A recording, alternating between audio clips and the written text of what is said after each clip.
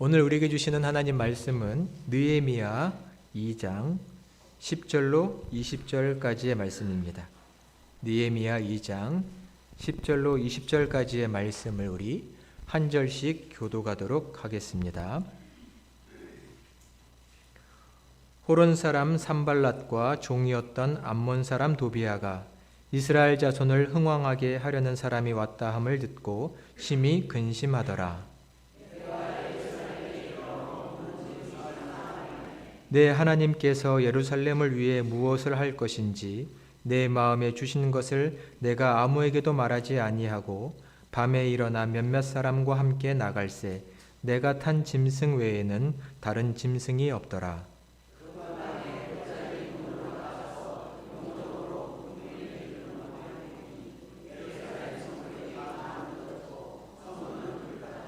앞으로 나아가 샘문과 왕의 뭇에 이르러서는 탄 짐승이 지나갈 곳이 없는지라.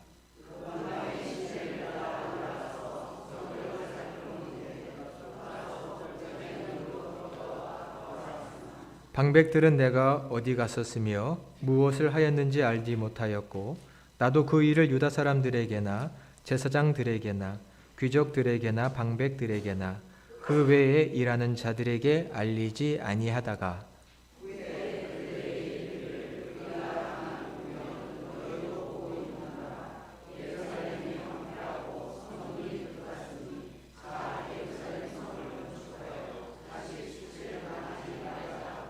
또 그들에게 하나님의 선한 손이 나를 도우신 일과 왕이 내게 이런 말씀을 전하였더니 그들의 말이 일어나 건축하자 하고 모두 힘을 내어 이 선한 일을 하려 하매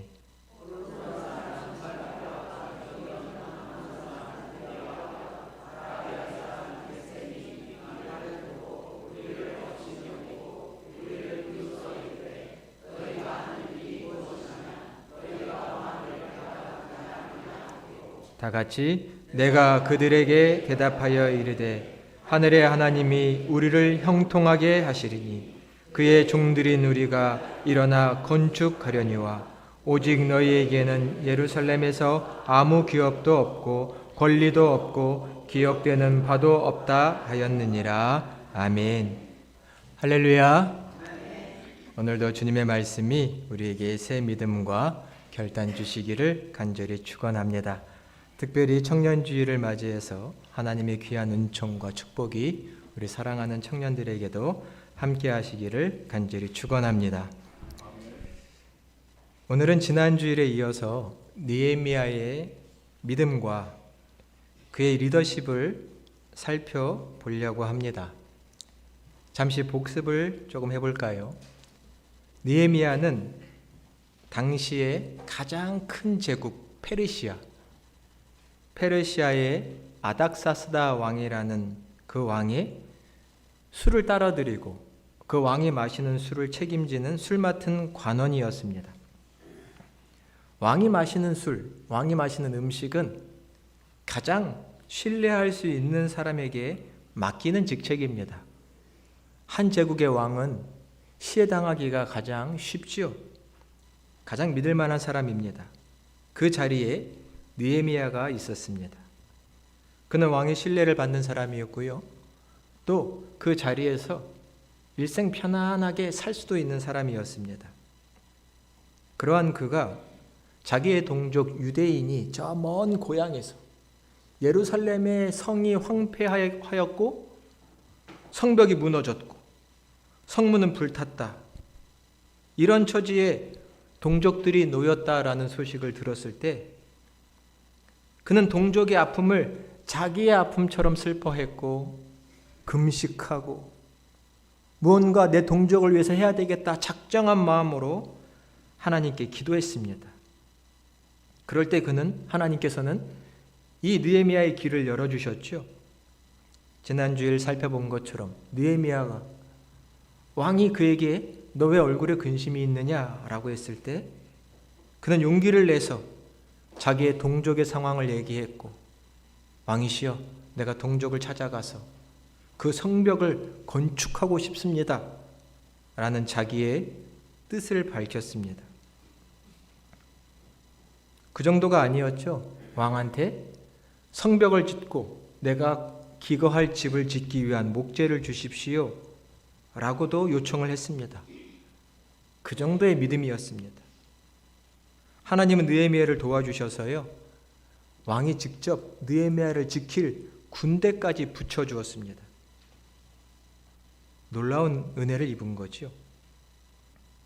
느헤미야 마음에 내 동족을 도와야 한다, 저 황폐한 이스라엘 성을 다시금 재건해야 한다라는 비전을 주셨을 때, 오늘 말씀에서는 그 비전이 어떻게 현실로 이루어지고 있는지를 보여주는 말씀입니다. 느헤미야가 왕의 호위를 받으며, 왕의 군대의 호위를 받으며 예루살렘에 도착을 했습니다. 그러니 얼마나 사람들이 주목을 해봤을까요? 왕의 군대로 함께 왔습니다. 도대체 누가 온 거야? 뭐 하려고 온 거야? 갑자기 예루살렘이 시끌벅적했을 겁니다. 무슨 일이야? 느헤미야가 예루살렘에 당도한 소문이 막 퍼져나갔겠지요. 문제는 유대인들만 그 소식을 궁금해한 게 아니라 유대인들을 박해했던, 핍박했던 동족의 적대자들도 이 사실에 매우 촉각이 곤두섰다는 겁니다. 우리 10절의 말씀을 같이 한번 봉독해 보도록 하겠습니다. 10절 말씀입니다. 호론 사람 산발랏과 종이었던 암몬 사람 도비아가 이스라엘 자손을 흥왕하게 하려는 사람이 왔다 함을 듣고 심히 근심하더라. 아멘. 여러분, 느헤미야서를 읽으실 때 이 산발랏이라고 하는 사람, 도비아라고 하는 사람들의 이름을 기억해 주셔야 합니다. 특별히 산발랏이라고 하는 사람은 당시 예루살렘 북쪽에 있는 사마리아 더 큰 지방입니다. 그것의 총독이었습니다. 사실 예루살렘은 이 사마리아의 총독 산발랏의 관할 지역은 아니었지만 이미 그곳은 성벽이 다 허물어지고 이 산발랏의 정치적인 영향력이 미치는 곳이었던 것이죠. 근데 갑자기 저 페르시아 왕궁에서 한 사람이 와서 무언가를 할 것 같습니다. 분위기가 심상치 않습니다. 그러니 이 사마리아의 총독 산발랏이 무슨 일이지? 뭘 하려고 하지? 왜 왕의 군대와 함께 왔지? 걱정하고 근심하고 생각을 안 할 수가 없는 것이죠. 내 정치적인 영향력이 미치지 않으면 어떡하지? 저 예루살렘을 통해서 얻었던 경제적인 수입이 끊기면 어떡하지? 여러 생각이 드는 겁니다. 적들도, 대적자들도 이 느헤미야가 예루살렘에 온 게 불편합니다. 이런 상황 속에서 느헤미야가 하루하루 어떻게 행보하고 있는지 오늘은 살펴야 하고, 하나님께서 그의 마음에 주신 비전을 어떻게 이루어가고 있는지를 생각해야 할 것입니다. 먼저 12절과 13절에 보면 이 느헤미야가 이 예루살렘에 도착한 지 3일이나 됐는데 그는 아무 말도 안 하고 있습니다. 사람들이 왕의 군대와 함께 온 이 느헤미야에게 왜 오셨습니까? 무슨 일을 하시려고 합니까? 분명히 많이 궁금하고 물었을 텐데 느헤미야는 가만히 내가 왜 왔는지 아무 얘기를 하지 않습니다. 수많은 사람들이 궁금해할 터인데도 그는 하지 않습니다. 그의 마음에 있는 비전, 뜻, 당장 말하지 않습니다. 리더란 언제 말해야 할지를 알고 언제 말하지 않아야 할지를 알아야 합니다. 내 마음에 아무리 좋은 뜻, 하나님의 뜻이 있어도 이것을 어디에서, 어느 자리에, 누구에게, 언제 분명히 말해야 할지를 알아야 하죠. 내가 왔으니 내가 너희를 회복할 거야, 이 성을 건축할 거야 막 떠버리지 않았습니다. 오히려 그가 와서 그 마음에 있는 여러 계획들을 떠벌렸다면 적대자들에게 시간을 더 주는 꼴이 될 수도 있습니다. 방해할 계획을 세우는. 그는 아무 말도 하지 않고 일단 예루살렘의 상황을 파악하는 데 집중합니다. 13절에 보니 자기가 가장 신뢰할 수 있는 몇 사람과만 일어나서 밤에 이 성벽을 순찰합니다. 정말 지금 이 예루살렘의 상황이 어떤지를 하나하나 봅니다. 그는 자리에 앉아서 밑에 있는 사람들이 보고해주는 내용만 듣고 어떤 결정을 하는 사람이 아니었습니다. 내가 직접 이 황폐한 상황, 이 예루살렘의 상황을 직접 내 눈으로 보고 확인해야 되겠다. 문제의 상황을 정확히 판단하려고 하는 사람이었습니다. 그는 밤에 일어났습니다. 분명 그가 왔을 때 대적자들은 그를 감찰하려고 감시하려고 했을 겁니다. 그 눈을 피해서 밤에 몇 사람과 조용히 이 성벽을 시찰하고 있습니다. 또 수많은 사람들이 느헤미야라는 사람이 와서 이 성벽을 돌려볼 때 묻고 관심을 갖고 그 시선들이 불편할 수도 있습니다.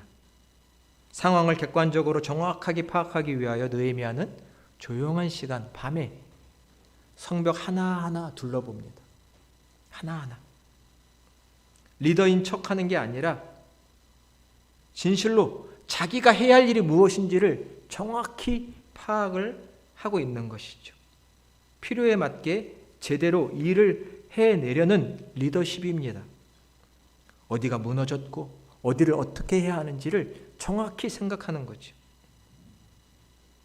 자기가 왕을 모실 때 고향에서 온 사람들이 얘기해 준 대로 정말 성벽의 상황이 처참합니다. 무너져 있습니다. 성문이 불타 있고요. 어느 곳에 가보니 말 한 마리가 지나갈 수 없을 만큼 길이 완전히 망가져 있어서 우거져 있어서 정말 폐허입니다.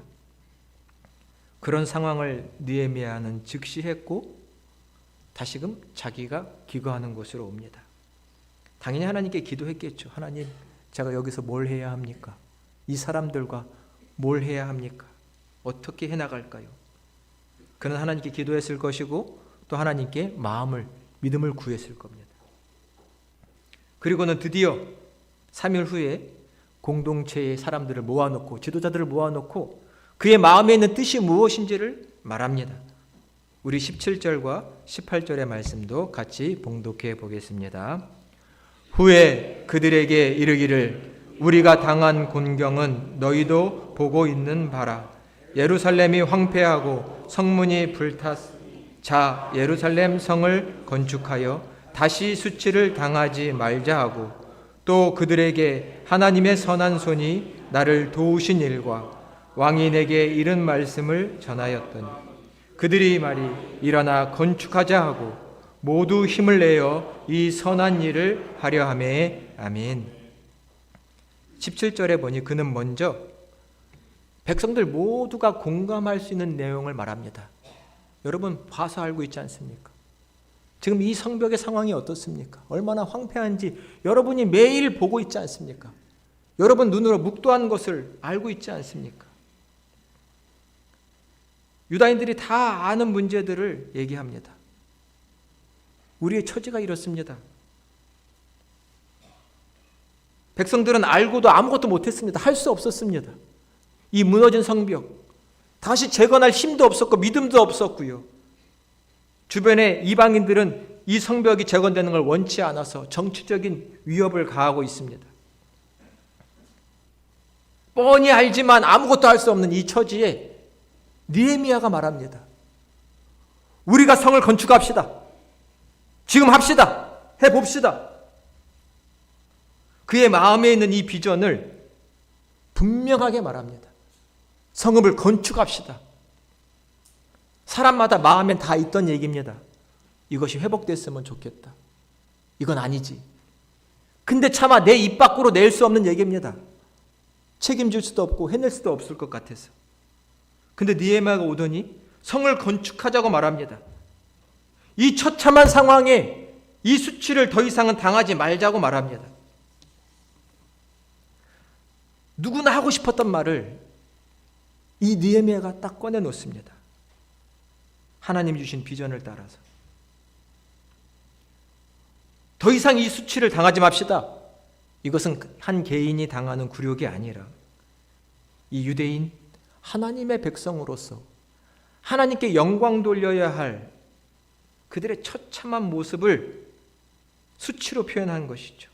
우리가 하나님 백성인데 이 모습, 이 꼬라지가 뭡니까? 이렇게 있을 겁니까? 우리가 예수님 믿는 사람들입니다. 예수님 믿는 교회입니다. 이 모습이 하나님께 영광이 되고 있습니까? 지금의 교회, 지금의 그리스도인들 이대로 되겠습니까? 이대로 안 되죠. 그런 말을 하는 겁니다. 우리가 하나님의 이름으로 일컬음을 받는 백성이고 그리스도의 이름으로 일컬음을 받는 자들인데 우리의 모습이 이 정도야 되겠습니까? 우리의 가정이, 우리의 교회가 이 모양 이 꼴이어서 되겠습니까? 안 되지 않습니까? 다시금 일어나야 되지 않겠습니까? 느헤미야가 믿음을 다해 말하자 백성들은 감화 감동을 받을 수밖에 없는 거죠. 느헤미야는 말을 계속 이어갑니다. 18절에 보니 하나님이 자기에게 하신 일을 말합니다. 사람들은 해결책을 말한다고 당장 움직이지 않습니다. 세상에 좋은 해결책을 많이 있습니다. 근데 그 해결책이 주어진다고 움직여지지 않아요.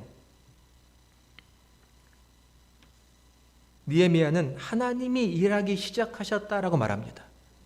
여러분 겁내지 마세요. 이미 하나님이 일하기 시작하셨습니다. 하나님의 선한 손길이 이미 움직이기 시작하셨습니다. 내가 저 아닥사스다 왕 앞에서 이 예루살렘 성벽을 건축하겠다고 말했을 때 나도 목숨 내놓고 한 얘기였는데 그 왕이 이걸 허락해 줬습니다.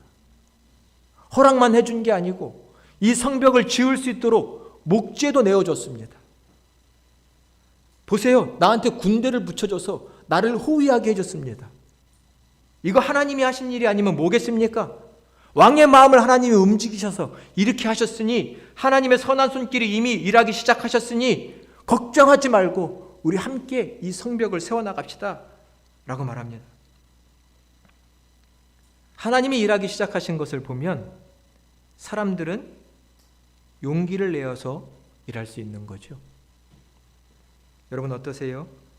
하나님의 선한 손길이 우리 평강교회와 함께 하신다는 것을 느끼고 계신가요? 이것을 느끼면 그 사람은 움직이게 되어 있습니다.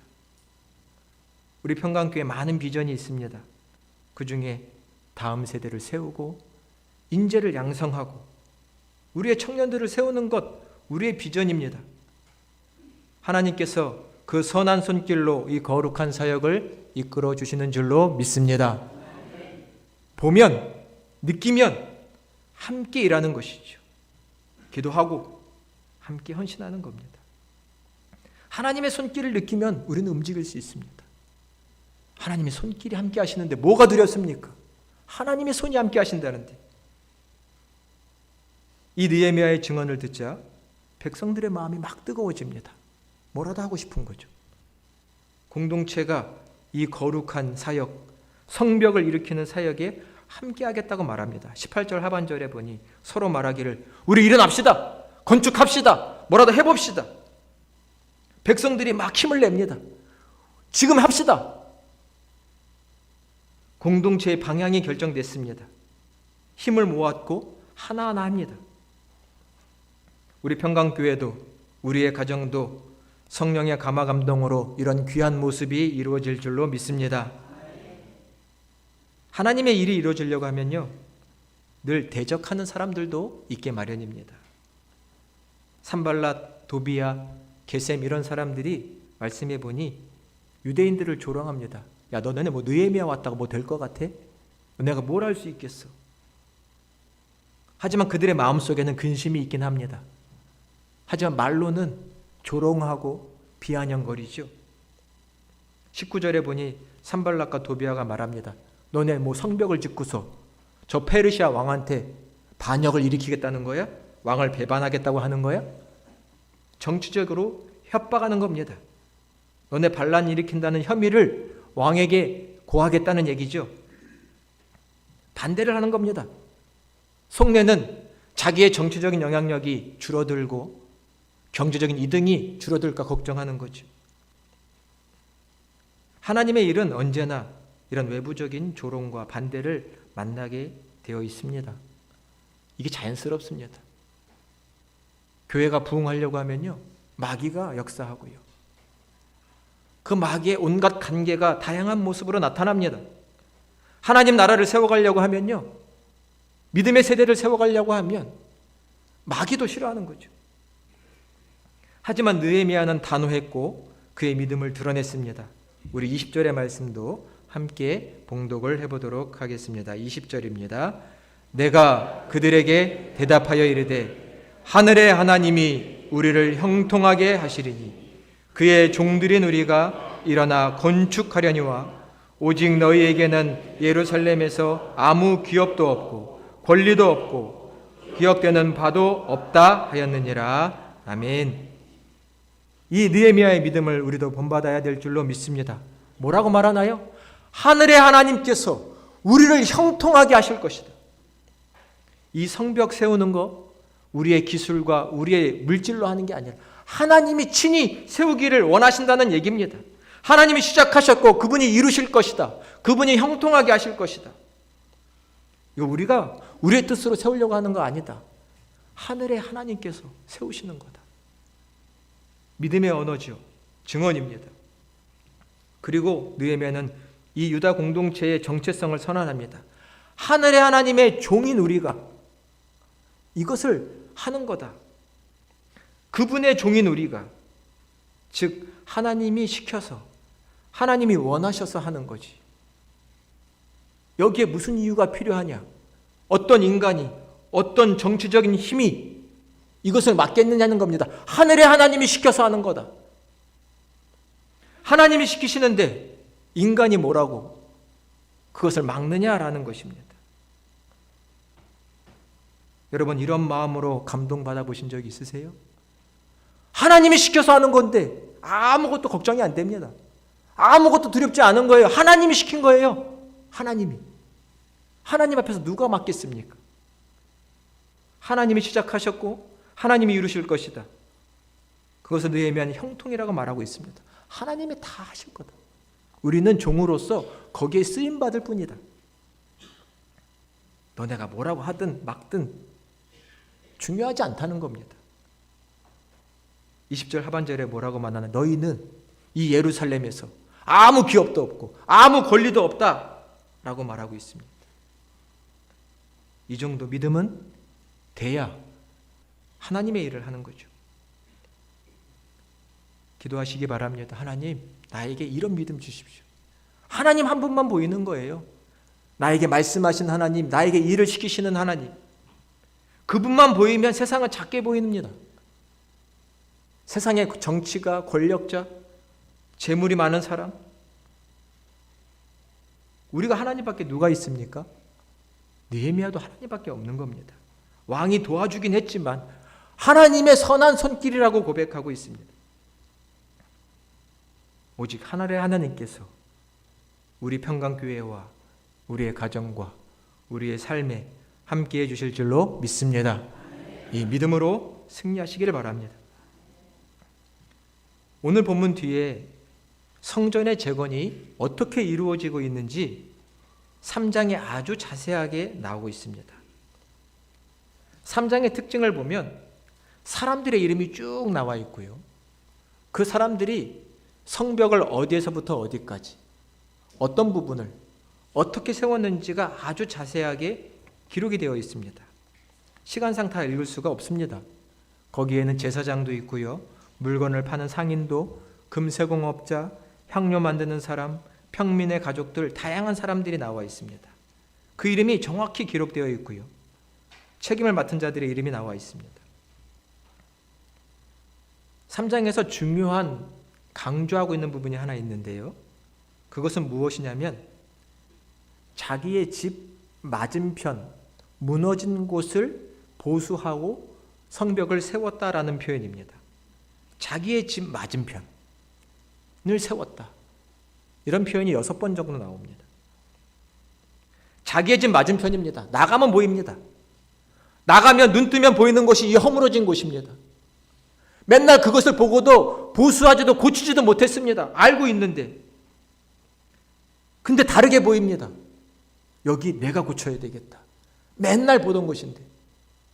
내가 고쳐야 되겠다. 내 집 앞인데. 내 삶의 자리, 그리고 내가 할 수 있는 것, 그것을 지금 내가 해야 되겠다라는 마음을 백성들이 먹기 시작한 겁니다. 누가 고쳐주겠지, 누가 해주겠지, 누가 여기를 잘 막아서 나를 지켜주겠지가 아니라 내가 해야 되겠다, 내가 고쳐야 되겠다. 내 삶의 자리에서 무너진 곳 보입니다. 가정이 무너진 곳, 내 삶에 무너진 곳, 교회의 그런 모습, 누가 안 해줍니다, 여러분. 내게 보이면 내가 하라고 하나님이 보여주신 겁니다. 내 집 앞입니다. 내 눈에 보이고요. 그럼 내가 할 수 있는 것을 하면 되는 거죠. 뭐라도 하면 됩니다. 그러면 됩니다. 하나, 둘 쌓기 시작하고 회복하기 시작하면 됩니다. 어떻게 이거 다 올리나? 그 생각이 아니라 내가 하면 됩니다. 하나님이 함께 해주실 것이기 때문이죠. 비전을 이루고자 하는 사람은 내 삶의 자리에서 지금 내가 할 수 있는 것을 뭐라도 하면 되는 거죠. 내가 다 할 필요가 없습니다.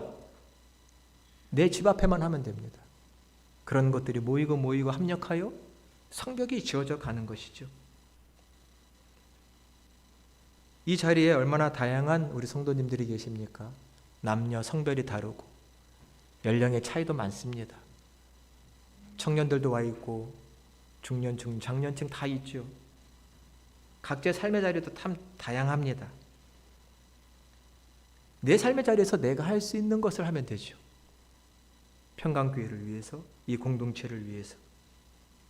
그러면 되는 겁니다. 그런 것들이 합력하여 이 공동체가 하나님 나라를 이루는 곳으로 만들어갈 것입니다. 오늘 말씀해 보니 백성들이 분업을 했고 협력했고 자기의 책임을 다 했다고 말하고 있습니다.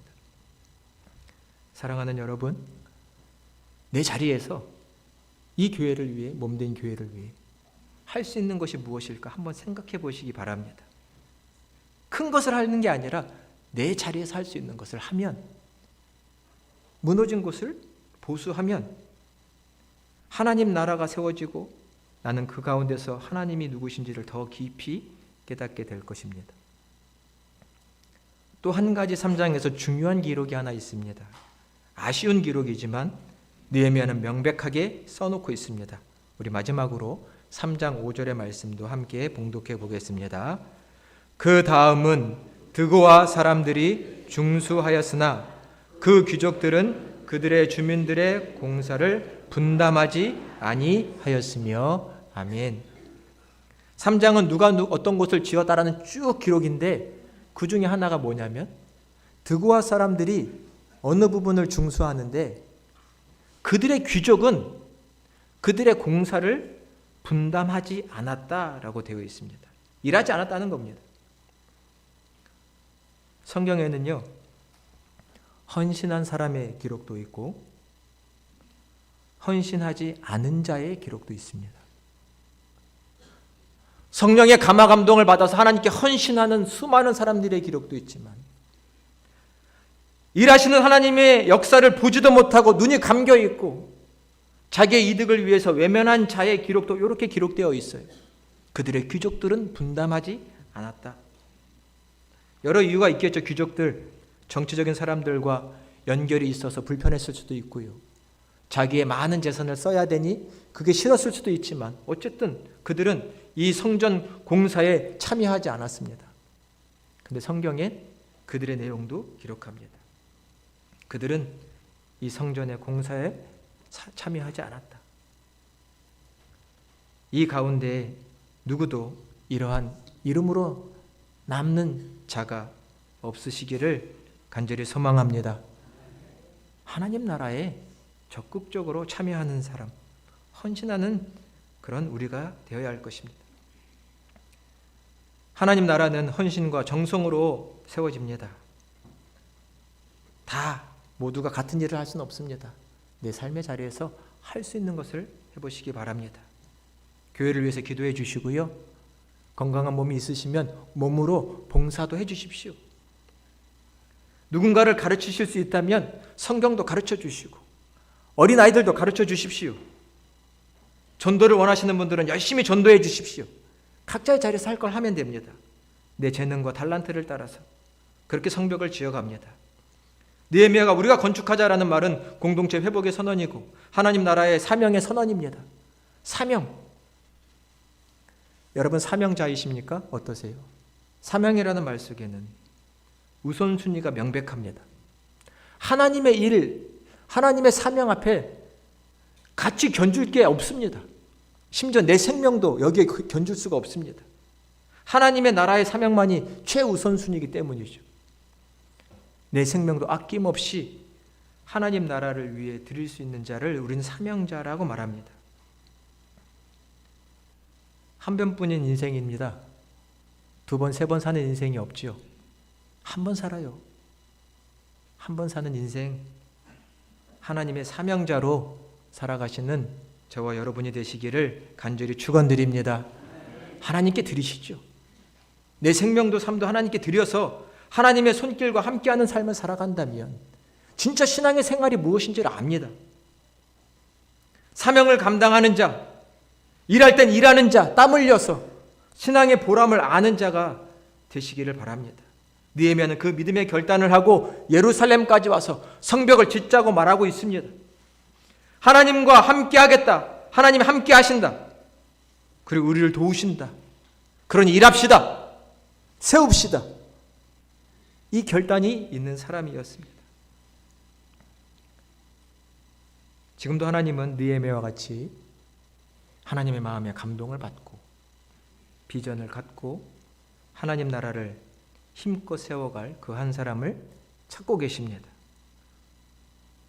그 하나님의 부름에 내 자신을 기꺼이 드리고 응답하시는 저와 여러분이 되시기를 간절히 축원합니다.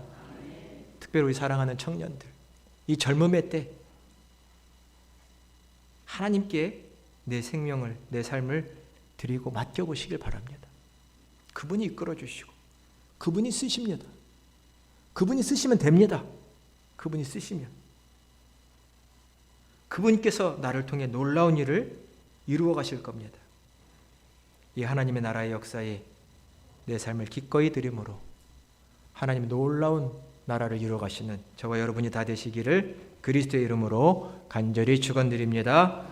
기도하겠습니다.